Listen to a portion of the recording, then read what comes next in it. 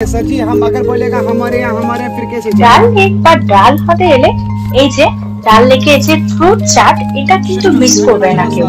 আমি তো প্রথমেই দেখেই আমার খুব ভালো লাগছে, এত রকমের ফ্রুট দিয়ে চাট করে দিয়েছে একটু মশলা ছড়িয়ে। আর ওই যে শিকারার মতো বসে বসে এই ফ্রুট চাটটা খেতে খুবই ভালো লাগছে। সবাই একবার নিশ্চয়ই ট্রাই করো। साइज अगर ये बार वो ऊपर वाला कितने का? ये 300 वाला है बड़ा सा, और इससे छोटा? इससे छोटा है 250 200 ডাল লেক বা ডাল হ্রদ ভারতের জম্মু ও কাশ্মীরের গ্রীষ্মকালীন রাজধানী শ্রীনগরে অবস্থিত। এই ডাল লেক এটি একটি কেন্দ্রশাসিত অঞ্চল, জম্মু ও কাশ্মীরের দ্বিতীয় বৃহত্তম নগর এটা। এখানে পর্যটন থেকে শুরু করে স্থানীয় শ্রীনগরের সব নাগরিকের বেশ এখানে চলাফেরা।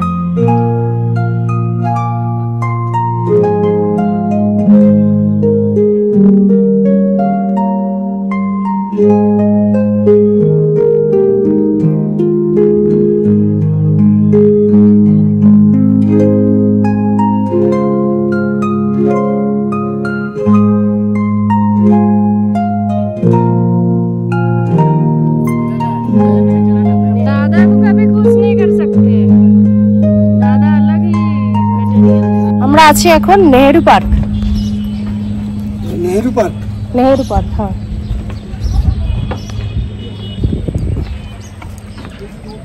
এটা ডাল লেকের একদমই মাঝখানে। শিকারা রাইড করার সময় এটা তখন এই পার্কগুলো দেখা যাবে। 25 টাকা টিকিট নিয়েছে এক একজনের।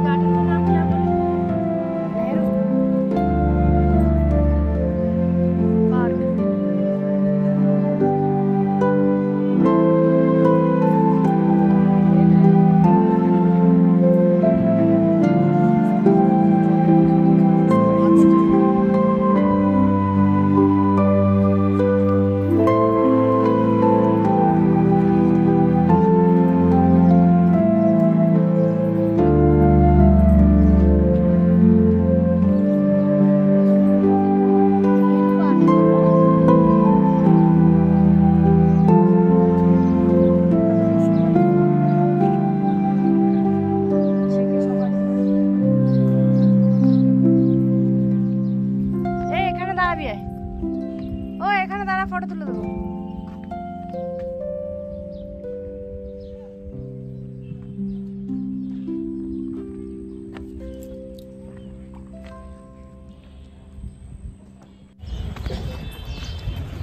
ফ্লাওয়ার আছে।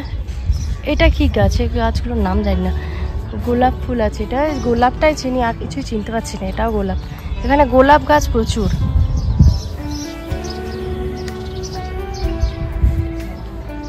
Wow.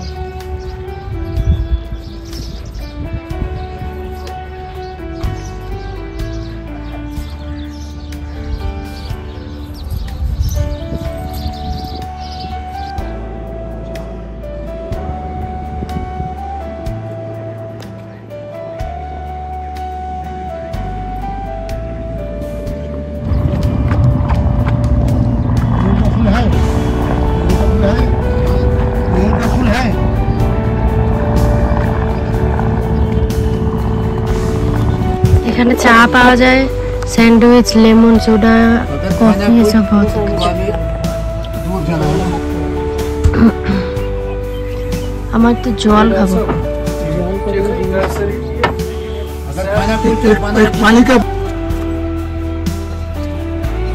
সব রকম খাবার পাওয়া যায়। হ্যাঁ, ম্যাগি বানিয়ে দেবে, পকোড়া বানিয়ে দেবে, স্যান্ডউইচ বানিয়ে দেবে, পাস্তা।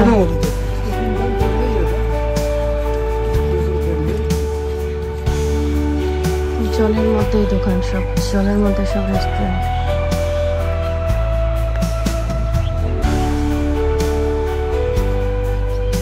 শ্রীনগরের সর্বাধিক পরিদর্শনকৃত জায়গা। এখানে 4টি ভিন্ন ঋতুতে ভিন্ন ভিন্ন দৃশ্য দেখা যায়। এটি কাশ্মীরের পর্যটন ও বিনোদনের সাথে জড়িয়ে গেছে। এটিতে ফুলের হ্রদ আছে, আছে শ্রীনগরের, এটিকে ওই জন্য শ্রীনগরের রত্নও বলা হয়ে থাকে। এই হ্রদটি বাণিজ্যিক ভাবেও খুব উপযোগী। মাছ ধরা, জলজ উদ্ভিদ আহরণের গুরুত্বপূর্ণ উৎস।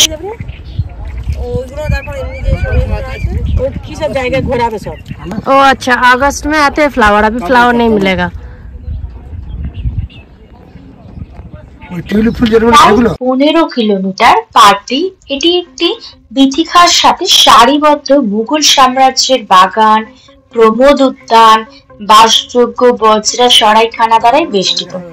মুঘল সম্রাট জাহাঙ্গীরের শাসন আমলে তৈরিকৃত তীরবর্তী বাগান যেমন শালিমার বাগান, নিষাদ উদ্যান, রঙিন শিকারায় ভ্রমণের সময় হ্রদের নান্দনিক দৃশ্য দেখা যায়। শীতকালে তাপমাত্রা মাঝে মাঝে -11 ডিগ্রি সেলসিয়াস হয়ে থাকে, তখন কিন্তু প্রচুর ঠান্ডা থাকে আর বরফও পড়ে। আমরা এখন যাচ্ছি, এই যে একটা উদ্যান দেখা যাচ্ছে, এটা হলো চারচিনার। 4টে গাছ, এটা শীতকালে বা সেপ্টেম্বরে এটা সুন্দর কালার আছে। এই যে গাছ 4টে গাছ আছে, 4টে গাছের পাতাগুলো সব হয়ে যায় অরেঞ্জ কালার, যেটা দেখতে খুবই সুন্দর লাগে। আমরা এখন সেটা দেখতে পাইনি, তবে গাছ 4টে দেখেছি। 4টে গাছই আছে এখানে, তার জন্য এখানে এটার নাম চারচিনার। হ্রদটি 18 বর্গ কিলোমিটার অঞ্চল জুড়ে বিস্তৃত। আর এখানে প্রকৃতি ভাবে জলাভূমির অংশ, যেখানে একটি ভাসমান বাগানও দেখা যায়। ভাসমান বাগানটি এখানে কাশ্মীরে হ্রদ নামে পরিচিত। জুলাই ও আগস্ট মাসে পদ্ম ফুল ফোটে। অন্য সময় গেলে অবশ্য পদ্ম ফুল দেখা যাবে না, কিন্তু লিলি দেখা যাবে। আর জুলাই আগস্ট মাসে গেলে পদ্ম ফুল অবশ্যই দেখা যাবে।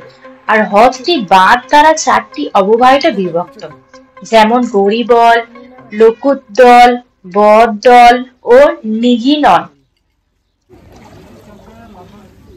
এটা হলো সব থেকে ফেমাস জায়গা মিনা বাজার। নামটা শোনা শোনা লাগছে না? আমিও শুনেছি, এই ফার্স্ট টাইম মিনা বাজারে এসেছি। দেখছি জলের মধ্যে ভাসমান অবস্থায় সবাই শপিং করতে পারে, যে যার যেটা কেনাকাটার ইচ্ছা এই যে দোকানের সামনেগুলোতে দাঁড়াবে, আর শিকারাগুলো নেমে গিয়ে যার যেটা কেনার ইচ্ছা। প্রচুর এখানে ভিড় জমেছিল, বেশিরভাগ মানুষ এখান দিয়ে কেনাকাটা করছে। জলের মধ্যে ভাসমান অবস্থায় আবার শপিং করা যায়, এটা মানে না আসলে বিশ্বাসই হতো না।